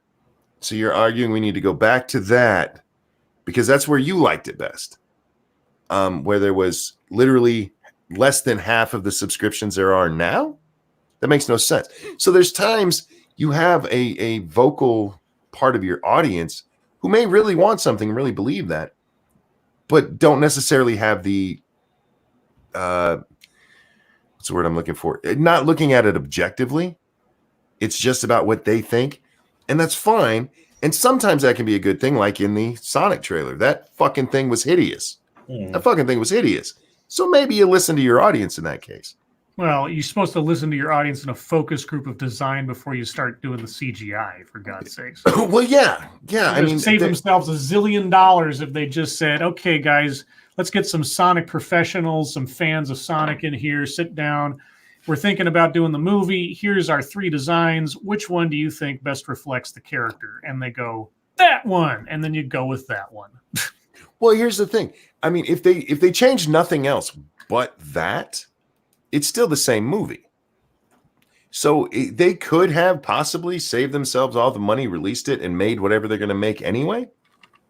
But we'll never know because they did change the aesthetic. They didn't really change anything else though. No, it still looks like shit. Cult of Krill says nobody tell me that WoW Classic is out. Yeah, and the numbers are already starting to fall for it. Well, it's kind of situational for me. I feel like if you're going to take something that has a cult following, essentially, like something that has a dedicated fan base, and you're going to make a movie about it, I figure you should at least get the basics down. Or else, why are you doing it? Like, I just don't understand. Like a lot of people talk about the Avatar with M. Night Shyamalan Ding Dong. Yeah. And, how that movie turned out. And it's just like, you could have just made your own movie about something very similar, just made the concept the same or something like that. If you are going to take the same product, why would you go so far as to do something stupid as change the names, the pronunciation of the names of the main characters? Like, that's just ridiculous. Like, why would you even do that? It doesn't make any sense. Like, that puts into question the reasoning why you even decided to do this in the first place. Almost like you were just telling people, like, this is my thing now. Just want to let you guys know. I'm not making this for you. You have that same... Look at the Charlie's Angels thing. Do you think they actually went and asked Charlie's Angels fans, what do you think the characters should be like? Should we make them all gay? I mean, there has to be a line where the creator can do what they want, but by doing so, they are taking a chance. Maybe listen to the fans, but also you have to be willing to hold to your vision if it's not shit. But that just looked like shit. Or God forbid, you come up with something new. You create a new fan base. God damn it, Scribe. How dare you? I know. How dare you? I know. It's just, I don't know. For me, just going into the thought process of somebody thinking about creating something like that, like you gotta know, like, it's popular, like like that's why you decided to make it. So it's, I don't know, man. It just seems weird where it's like we're gonna put this thing on the big screen, but we're gonna make sure that it is nothing like what we're drawing the inspiration from. Yeah, but I mean, seriously though, is Sonic now that popular? I mean, Charlie's Angels now that popular? Every time I see one of these things, and it just seems to come out of nowhere, and it's like, who was asking for this? Why is there hype for this now? I keep thinking part of the motivation is some kind of rights retention thing. We have to put a movie out or do something cinematic or whatever with this property in X amount of time, or else we lose the license to do so in the future. And like Sonic, Charlie's Angels, Star Wars. I mean, why are people even bothering with this shit anymore? Yeah. Anyway, do you have anything else, Monkey? Me? Yeah. Is Satsu done? Oh, was that? I thought you were already into you. Sorry. No, Monkey's just gonna... Oh, Satsu, were you done? I'm sorry. I thought you introduced Monkey. I apologize. Let me see here. I think that was it, actually. Okay, I'm trying to sorry. scroll through, I don't see nothing else. I got confused in the crosstalk. All right, well, Monkey, what do you got? Yeah, I was pretty talkative during his YouTube time. My bad. Okay, first I have to admit it. I was got, y'all. There was a tweet that went out the other day. It's a poll. It says South Park satire depicting transgender athletes beating female athletes was both unfunny and dangerous. Is it finally time to ban the series from television, streaming services, and all other forms of media? The choices were yes, ban South Park, or no, I'm a transphobe. By the way, no, I'm a transphobe is winning by a landslide. It's a Poe. It's a goddamn Poe. Oh my god. The account is journalist EW, which if you just use the initials, it spells Jew. No. It's like motherfucker, but it's still funny, and it's going to be one I'm following now. If you get me like that, I will follow you because that's funny as shit. They also have hashtag follow CNN in their bio. I'm like, God damn it, that was so on the nose. I should have seen it, but I got mea culpa, all that shit. Oh wait, I saw the last thing. It's not. We don't even have to talk about it. I'm gonna just mention it. Burger King is being sued by vegans for cooking the Impossible Burger on the same grill as the meat ones. Oh no! Yeah, they announced that like 2 months ago. Yeah, Is there another one? I guess so. Well, God damn it. Well, a lot of people seem to think that the burger is like a vegan option, and it's not. It's a vegetarian option. Right. If you want it to be vegan, then you have to ask for it to be vegan, which means they'll not cook it on the rack. They'll cook it, I think she said, in the microwave, and then they'll not put mayo on it or something. Yeah, and then your kids can starve. Let's see. What do we got today? All right, I'm going to start with this one. Yeah, why not? Matt Jarbo, Mundane Matt, tweeted this out. It says, quid pro quo. Not even sure if they'll do anything to change GOP senators' minds since most live in fear of Trump. But this is pretty serious stuff.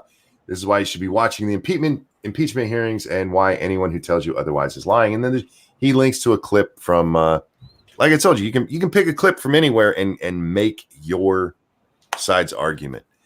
And I just want to tell you guys this.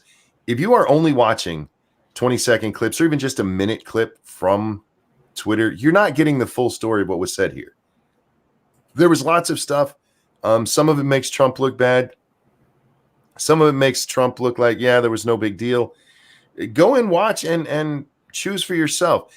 Just go watch a 20-minute block. Go watch just when the each side's counsel asks their questions. That's like, I want to say 30 minutes each. You can spend an hour for your country, right? If you care that much. Just don't go off just what this little fucking clip somebody picked out on Twitter, for fuck's sake.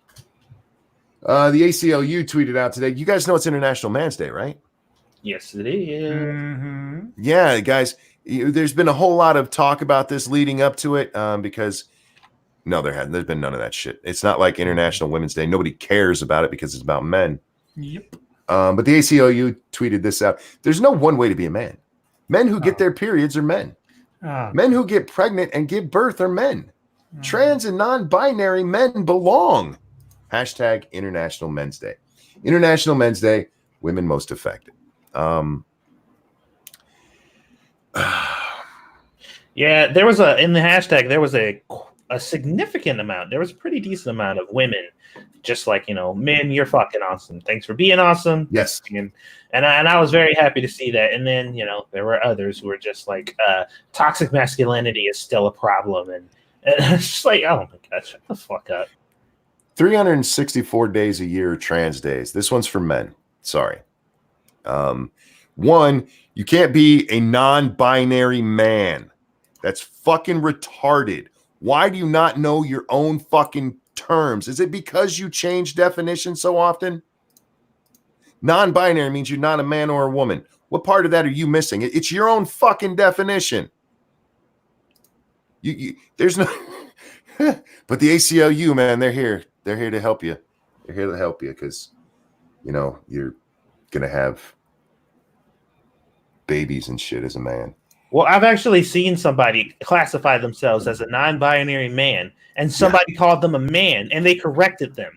Yes. Like, excuse me, I don't use male pronouns. Like, bitch, you just called yourself a non-binary man. Yeah. Jesus fucking. Stop the nonsense.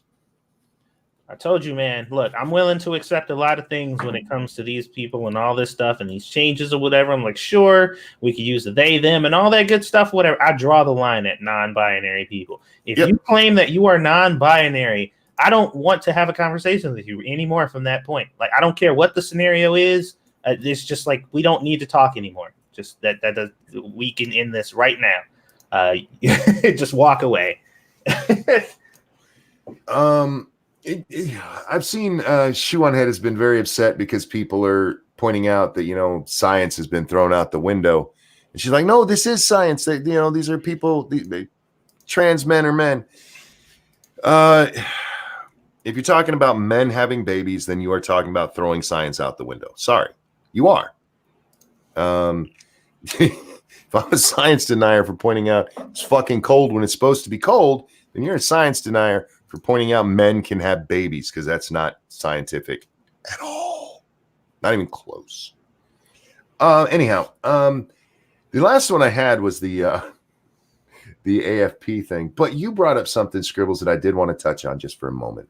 Because I watched the Quarterings video yesterday about the, what is it, the Stadia? What's the Google thing? Stadia? Stadia. Yeah. And I don't think everybody who has an opinion on this from what they've seen is wrong, but his video really, really irritated me. And here's why. All he did was read somebody's opinion who had actually played it and went, yeah, that's horrible. We knew this was going to be crap. And he said something that you've said a couple of times in the last couple of days, Scribe. Nobody asked for this. Mm-hmm. Nobody asked for the iPhone. Nobody asked for the iPod. Nobody asked for streaming service. It's okay that some things aren't asked for and people try it. This is a giant clusterfuck because of what they tried. The idea on paper is wonderful. You can go play anywhere you happen to be. That's awesome. Except we already have, you know, the I want to call it the Wii. That's not what it is. The Nintendo thing. The Switch. The Switch, which does pretty much all of that. Without the lag. Without the lag, and it looks better. And it's games you've already owned that you can now buy there, with the exception of what, Red Dead, probably. It just bothers me the way that he did that, because he read a whole fucking article with like 3 seconds of, yeah, we thought that would happen, and yeah, nobody asked for this, and yeah, this was stupid. And it's okay. Look, if you're watching, but yeah, this was a clusterfuck. If you're gonna, this is, do y'all remember Gamergate? What the real problem with Gamergate was? Mm-hmm. Ethics in games journalism. Mm-hmm. If you're a games journalist and you're not playing that game, or you're not playing that system, and you're reviewing it, that's not ethical. Yeah, or at least talking about it like you have some kind of firsthand knowledge on it when you haven't experienced it yourself. Well, I mean, the Quartering's talking about something that he sort of expected, I guess, abstractly, and he's just reading a story. I mean, what's that? How's it indifferent what we do? We don't take part in politics, but we read about them all the time and critique it. He read somebody else's review of it. Mm-hmm. Yeah. And yeah, if he was going, you know, yeah, this is what I kind of considered. The way that it came off, though, to me, that was my problem. It was I don't call myself a games journalist. I jokingly call myself a journalist. I'm a commentator. Sure. He wants to get into game journalism. He has a game journalism site. Oh, I see. I didn't know that. Okay. Mm-hmm. And to me, this was bothersome. I mean, if you're gonna do that, get it. Go out there and buy the fucking thing. It was available. Do your own fucking review of it. It's not that hard. But yeah, that just struck me as, come on, man. Do your own fucking review if you're gonna do it that way. Anyway, that's all I had. I didn't know he fancied himself a games journalist, so I thought he was just I don't pay attention to the quartering that much until some big scandal happens and he's got some inside scoop or something. So his style sometimes annoys me, but I still like most of what he does. This one is just like, come on, Jeremy, get your shit together. Just go buy the fucking thing. You get thousands of dollars a month. You could have picked this up and wrote it off. Come on. All right. Come on. I mean, I just when it comes to things like Stadia, there's a few people whose insights into the gaming industry have been pretty much on point in the past that I'll pay attention to, like Mr. Anti-Bully, who is totally not Mr. Mediker or a clone of his or something. Their insight, knowledge of all the ins and outs of the certain gaming industries areas and things is just beyond anything that I have time to pay attention to. So when they start putting out like, bits and pieces about this personality in the games industry said this, or this is going on at this company, or just wait until, XYZ happens and then those things do happen or something similar. Yeah. I mean, I'll be like, doesn't sound like something that's going to fly. I just have a feeling. And as far as like nobody asked for it, well, in that sense, nobody asked for the iPhone. The iPhone didn't exist until Apple did it. Right. Nobody asked for something that they didn't know they needed until it was there. Stadia, there's plenty of things on the market that purport and already do what Stadia wants to do, but it's just that they couldn't make it work because obviously Google couldn't make it work. But anyway, we are at the bottom of the hour, guys, and now it's your time. If you have questions, comments, concerns, conspiracy theories, complaints, if you have opinions of Stadia that you haven't played yet, you can start your own YouTube channel and become like the Quartering. If you have questions for us, please put plenty of chat marks after those. If you have statements for us to consider, please put plenty of statement marks after those. If you have no idea what I'm talking about, it's your first time here, ask your fellow chat members and they will educate you. At a BC, can you name any movie that was changed drastically from what it was originally that people prefer or is better? Well, it depends on what you mean, because there's been more than a few director's cuts out there that have come out after the fact, but are only on like home video release. And some people consider those far better versions. Like I can think of Apocalypse Now has been done and redone several times. Blade Runner has been done and redone several times. With significant change. Yes, with drastically different, like just from the director's cut. And how many cuts does Blade Runner have? Like 10, 12? There's like 4 or 5 different cuts. There was there was a theatrical cut, there was a TV cut, there was some first director's cut, then there was the final cut. The Exorcist, they re-released that in the theaters as the the version you never saw kind of thing, and it was terrible. There was a couple things in it that were kind of neat, like the spider walk down the stairs, but then there was all these like subliminal adding of the demon's face in different places. CGI was terrible. I saw that in the theater. To the point, though, I can't name one. That doesn't mean it's never happened.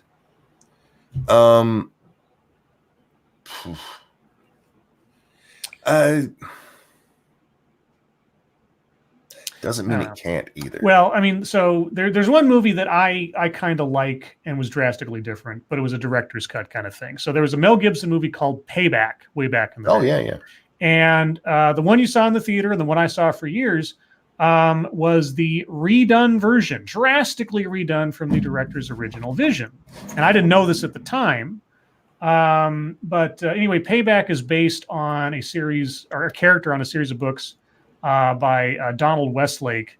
It's called the Parker series, but they had to change his name for legal reasons or something in the movie to Porter.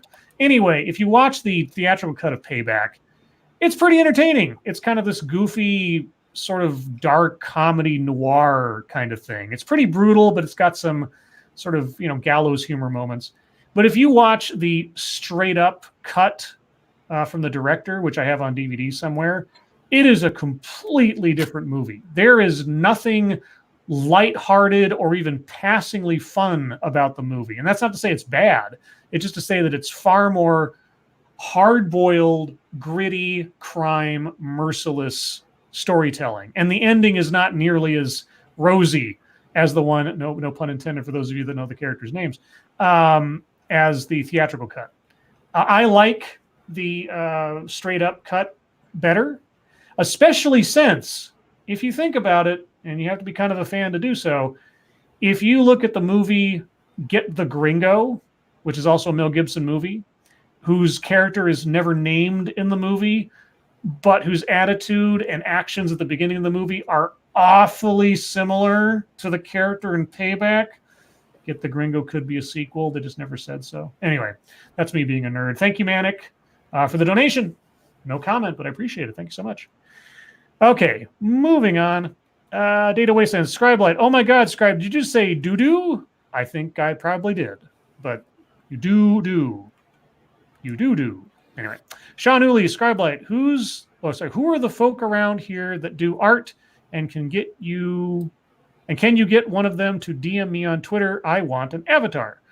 Well, now that you just said that, everybody who's an artist on here will know. I mean, there's Jordan 250, and there's Rich at Art, and I mean, I don't know if he hangs out in the chat anymore, but Night of Charlemagne did mine, and maybe Grizz is in the chat. I don't know, whole bunch of people. So that's the best advertising you can do. Jeanette E. Hellis, wasn't Apple trying to sell a computer? At various times they have.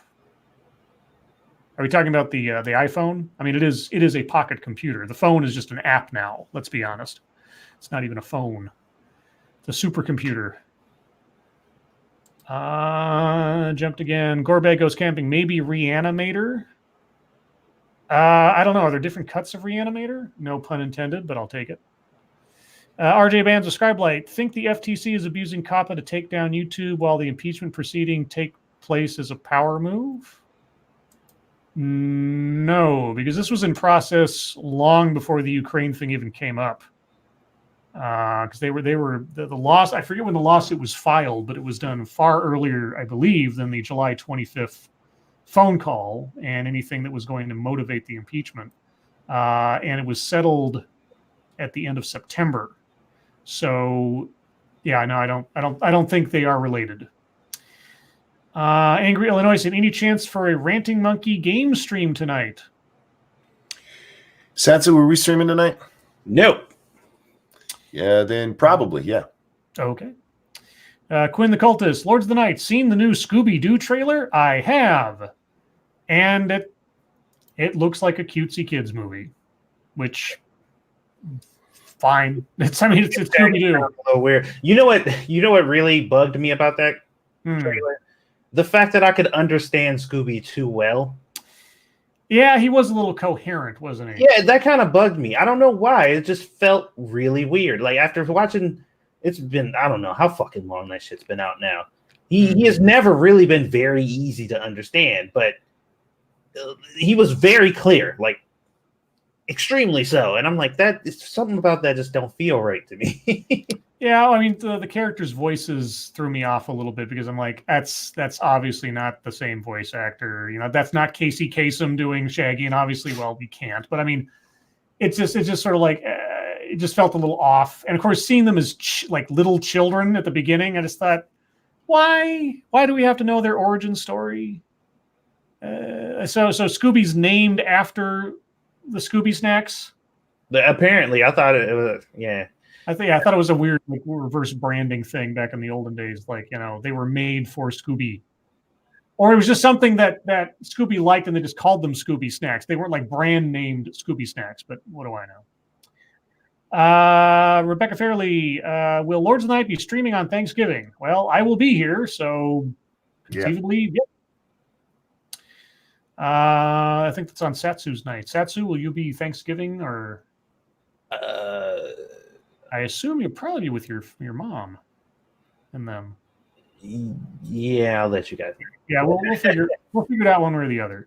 Mike Savage, Dune, the Lynch one was an abomination. The miniseries was more true to the books. That is true. Of course, if the previous question was about recuts of the actual film, but yeah, I mean, there's a couple of cuts of the Dune movie. I like the one where they show the paintings depicting the different factions and the royalty and all the events, and not the lady floating in space giving you the exposition. I don't know which version that is, but I like the paintings one better. But yeah, the Sci-Fi Channel miniseries, I have that on DVD, is excellent. It's excellent. It's like watching one of those PBS full-on stage plays they broadcast live kind of thing. Because it was done like a big stage play. The backgrounds were all these giant like sheets with lights behind them, and they look like their actual backgrounds. Is great. There's the making of stuff on those DVDs. It's incredible the amount of effort and time they went to, and the casting was great. It was all much more understandable and enjoyable, I thought, than the Lynch movie. Even though right now they are in process of making a new Dune version of the film with Jason Momoa in there somewhere. So maybe it'll be good. I don't know. I think Dune works better as a miniseries because it's just such an epic story. You can't really get it done unless they're planning on doing a series of movies. I guess that's possible. Pirates Creed, Satsu, have you watched Overlord? I mean, The Dragon Prince yet? No, I have watched Overlord, but I have not watched The Dragon Prince. Tazzy, Scribe, have you seen the Ozzy movie Two Hands? It was Heath Ledger's start in movies. If you've seen it, what did you think? I have not. The first time I ever knew of Heath Ledger was when he was in that TV series on Fox for about a season or a half or something called Roar, which was kind of a quasi-high fantasy series. And his co-star in that show was Billy Zane's sister. I forget her first name, but she's that very pale, very intense-eyed lady. And I guess they started having a romance on set, even though Heath was like 15 at the time or something, and she was 20 something or other. I forget, but that was the first time I ever knew that Heath Ledger existed. Is Roar. Even though I don't think I ever actually watched an episode, I just saw him in the ads. And then when he got on to 10 Things I Hate About You or whatever, then I sort of made the connection. Let's see. Check your logic. Did you see that there's a SpongeBob 3? Yeah, I saw the preview or the trailer for it with Keanu Reeves in it. It looks goofy and fun. I've never really paid much attention to SpongeBob, but it's all CGI, which is interesting, instead of being like animated. But I guess that's just the way of things now. Let's see. Chat jumped. Cracked says, Scribe, did you know the Sarlacc marriage analogy is close to fact? No, because I'm not married. I can only assume or absorb what I hear from other people about the subject. Non-VTRX, thoughts on The Expanse TV show? I have never seen it. I hear it's good. Never seen it. You guys seen The Expanse? Never even heard of it. Yeah, I think it's a Sci-Fi Channel show, if I'm not mistaken. I think. And yeah, I've heard good things, but I don't have cable and I don't have subscriptions, I guess, to things that might show. I don't know. Is it on Hulu or is it on Netflix? Maybe I'll give it a look. I mean, isn't it coming to an end soon, or it's in its last season or something? Mata Winter, oh Lords, meowy Christmas. What is the thing you dislike the most about Christmas and the surrounding times? People's self-righteousness about defending Christmas, as if anybody really hates Christmas on a massive scale or something. You know, how dare you? Why can't we say Merry Christmas anymore? I've never been in a situation where someone said Merry Christmas and they've been chastised. Maybe it happens, but I've never seen it. Did you guys ever see that? Nope. No. Yeah. And so when people like it all, and that only seems to have been a relatively recent phenomenon, sort of a Fox News generated thing out of the 90s and onward.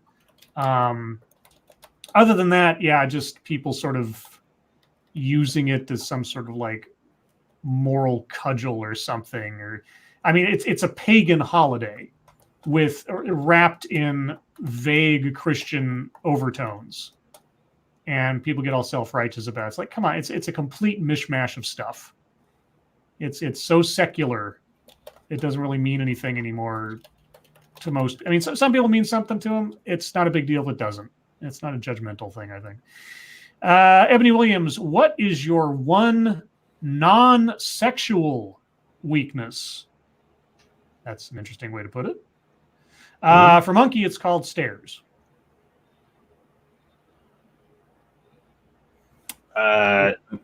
Describe weakness. Yeah. Okay. So like, what's your like weakness? My granddaughters. Yeah. There you go. Yeah. That would be my biggest weakness. Like, yeah. To the point where even Little Butt talks about it openly now. Grandpa will give me anything. My kryptonite is embarrassment. Yeah. It is the one thing that I cannot handle. Like I just cannot. So other people are embarrassed. It makes me feel uncomfortable.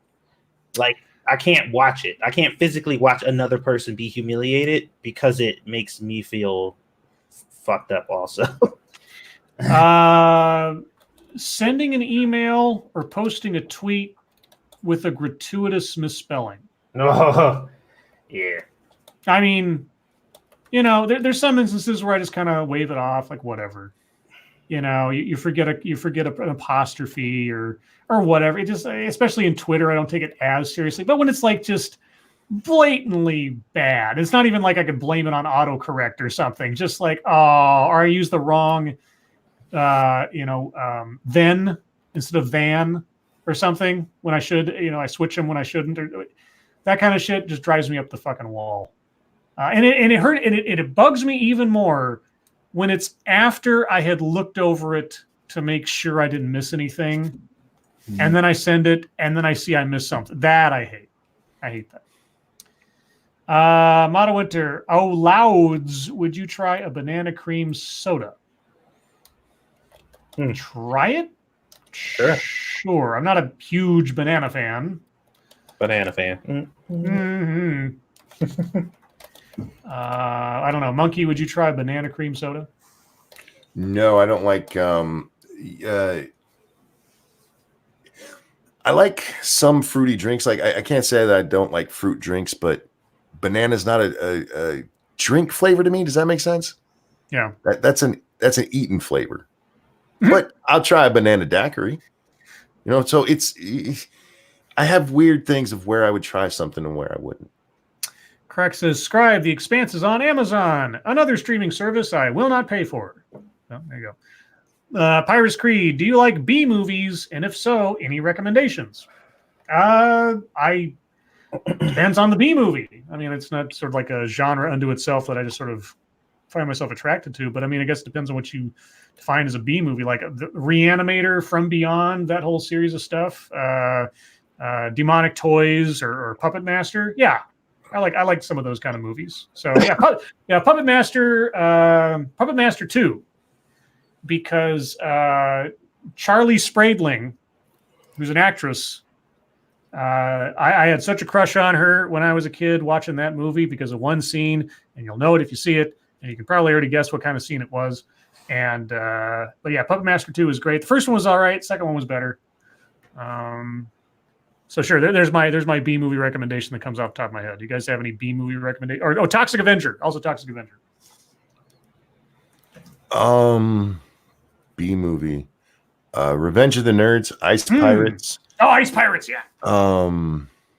Fuck, like half of the '80s movies that I've talked about. That's true. Satsu's is obviously Tales from the Hood 2. No, thank you. Oh, Tales from the Hood 1. Although that movie that I told you to watch, Scribe, the I See the Devil or whatever, that fucking movie was excellent. Like I still think about that fucking movie. Is that on Netflix or something? Oh, where did we watch it? It was either Netflix or Hulu. I can't remember. I'm sure it was Netflix, but I could be wrong there. So. All right, I'll see about maybe I'll watch it this weekend or something. Jack Gunsky, Scribe Light, real question. Lords of the Night, what's the best Christmas Carol depiction? Oh, like the actual the story Christmas Carol? Scrooged, probably. Oh, they're talking about Dickens' Christmas Carol. Yeah, I thought they were, because to me I was going to answer Frosty the Snowman. No. Either Scrooge, which is one of my favorite movies. I watch that movie all year long, or the George C. Scott version. That was a great version. Yeah, George C. Scott. Yeah, that's true. Yeah, if you're going to go for the classic George C. Scott, it does a good one. But if you want something a bit more creative, Scrooged is wonderful. Scrooged is excellent, man. It's wonderful. I mean, Buster Poindexter, of all things, or David Johansen, depending on how you want to classify him, as the cab driver, Ghost of Christmas Past. Loved him. Noah Manis, Scribe Light. I just completed the consumption function. Can you tell Becca Fairley she was a huge help? Fairley Becca, you were a huge help to Noah Manis with the consumption function. Congratulations. Let's see. Somebody mentioned Blackadder. Oh, Blackadder's Christmas Carol? That was funny. That's funny. Blackadder in general. That whole series is great. If you haven't watched Blackadder, oh, so good. Rowan Atkinson's a genius. Missouri, Scribe Light. Scrooge or Scrooged? One's a musical. Scrooged. Like we just said, if my favorite interpretation growing up was Scrooge with Bill Murray. But as far as like an actual sort of true to the source material version, George C. Scott's really good too. Of course, if you really want a really, really good version, obviously it's the old Alistair. I just suddenly forgot his last name. I was about to say it. Black and white. Actor's name is Alistair Smythe. Alistair Smith? Alistair Smythe, I think it was the version. The classic old version. That's also good too. Alistair Sim? Smythe Sim. I don't know. Anyway, something like that. Look it up. You'll know it when you see it. Frosted Glass. Worst Christmas song. Oh, God. Christmas Shoes. Oh, yeah. Aside from that, God, I don't know. So much of the Christmas songs are actually just like, they're just bad songs, but they're so ingrained into the culture that they just kind of become part of the background noise. So I don't know. Most of them are bad. The Christmas Shoes is pretty bad. Alistair Sim. Yes, I think it was Sim. Dr. No, Scribe Light. Have you seen The Room? Yes. That was easy. Let's see. Did I miss anything up here? Where's it? Tazzy says, Scribe Light, have you ever listened to Bob Newhart's stand-up records from the 60s? They are way ahead of their time. I have not, though I imagine maybe my parents had his stuff in their record collection because they had a couple of George Carlin concerts on record, and I remember listening to those. And he was great back then. The one I always remember for whatever reason, it was a bit, and he was doing a radio announcer. He says, thank you for listening to WINO, Wonderful Wino. And I just thought that was so hilarious. I never heard any of his old stuff, but I saw Bob Newhart. It was either late 80s or early 90s. He had a special, I believe it was on HBO, could have been Showtime. I don't remember. And I sat there and watched it. I'd seen the Newhart show and Bob Newhart, all of those. And so it's like Bob Newhart. It was one of the funniest comedy shows I'd ever watched. That man is fucking hilarious. Mm-hmm. Let's see. Sorry, I hit the wrong window here, so let me get back to the chat. Irate Prostate, Scribe Light, have you ever seen Polyester? Oh, John Waters. Many moons ago, I've seen it at least once. I don't remember much, but I did see it. I think of John Waters movies. God, I mean, Serial Mom is one that I saw at least more than once, and then Cecil B. Demented I saw a couple of times. I saw Flamingos long time ago, at least once, just because I think my friend was trying to gross me out. And of course, that dog poop scene did gross everybody out. But anyway. Let's see. Noah Manna, Scribe Light, if you want to do a dedicated video on the Federal Reserve, hit me up. I'll give you the facts with the help of my wonderful assistant, Becca. Are you guys like Batman and Robin now or something? The Federal Reserve. I hadn't thought about it, but now I will.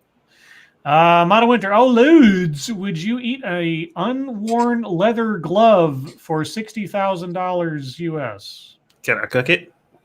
Yeah. I mean, if you can cook it, it's just basically bad jerky. Can I cut it up?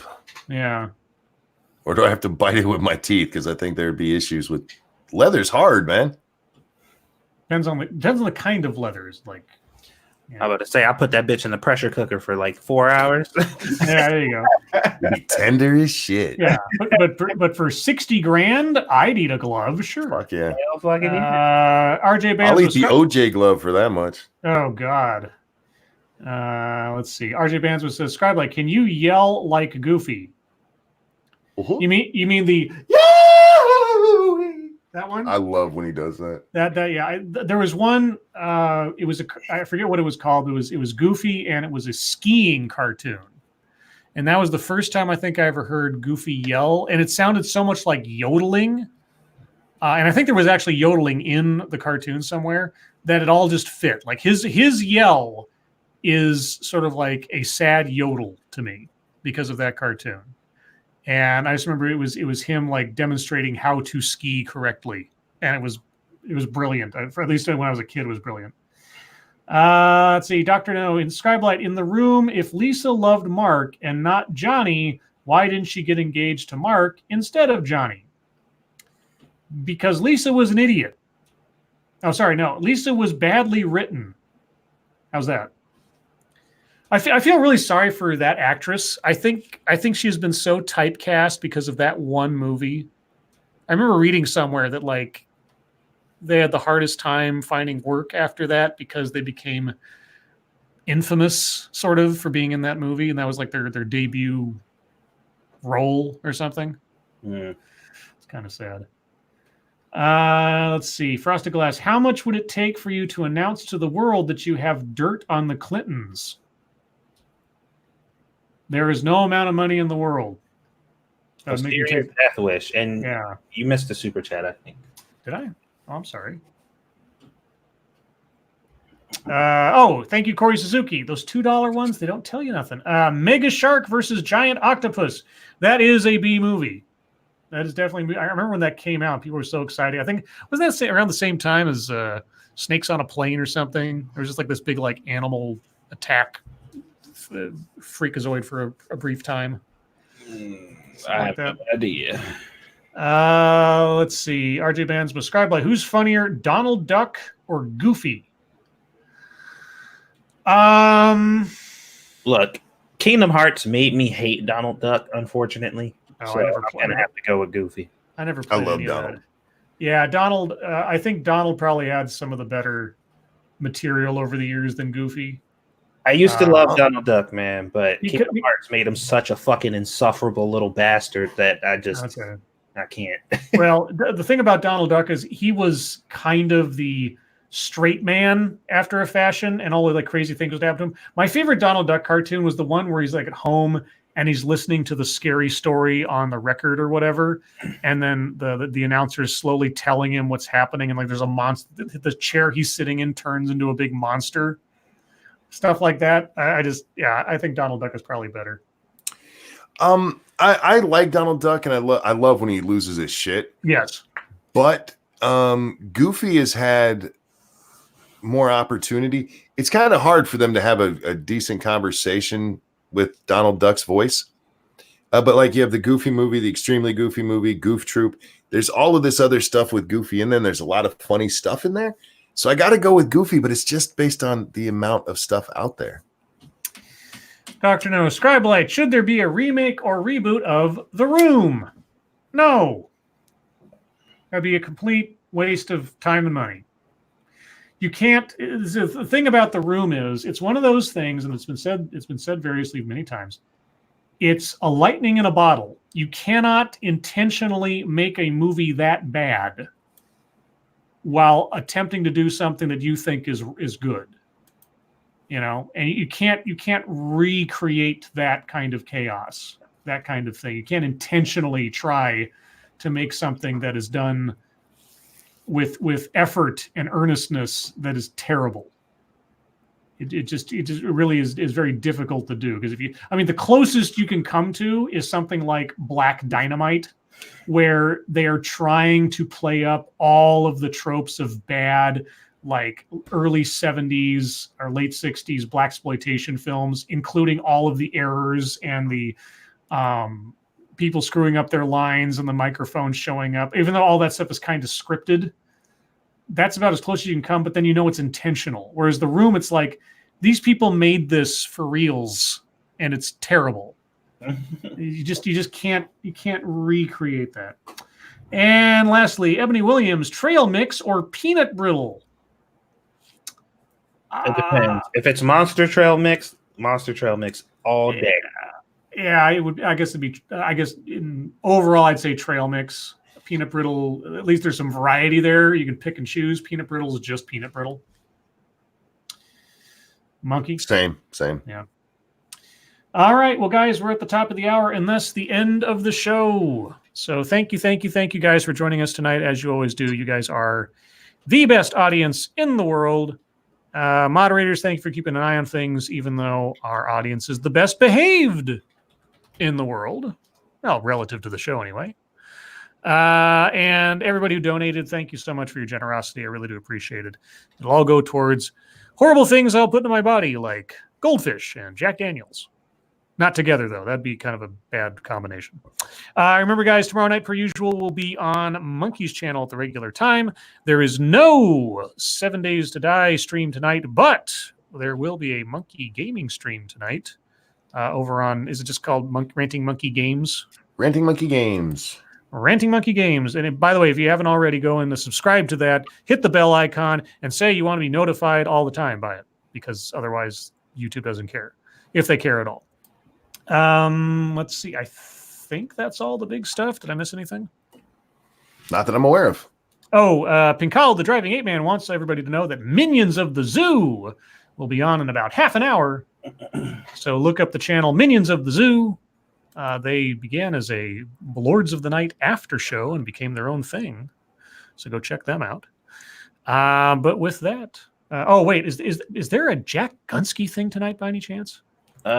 He definitely said something like so. that. Did he say something? Was there a Jack Gunsky thing over on Jack Gunsky's channel, like Jackbox Games or something else? Maybe. I don't know. Anyway, it's possible. It's possible. Yeah, go check it out if you want to. Whatever. Anyway, guys, Satsu, Monkey, thank you for joining me as always. Indeed. Everyone, your lives make us very content, actually. Yeah. And we will see you tomorrow. Bye, guys. Bye, everyone. And per usual, I'm getting out my copy of Screw the Roses, Send Me the Thorns, The Romance and Sexual Sorcery of Sadomasochism. Sadomasochism. Turn to random page. Survey says, sure, why not? Today's secret word is chains. Not change, as in changes, but chains, as in, you know, those linked metal things. Well, yeah, for me, everybody. Oh.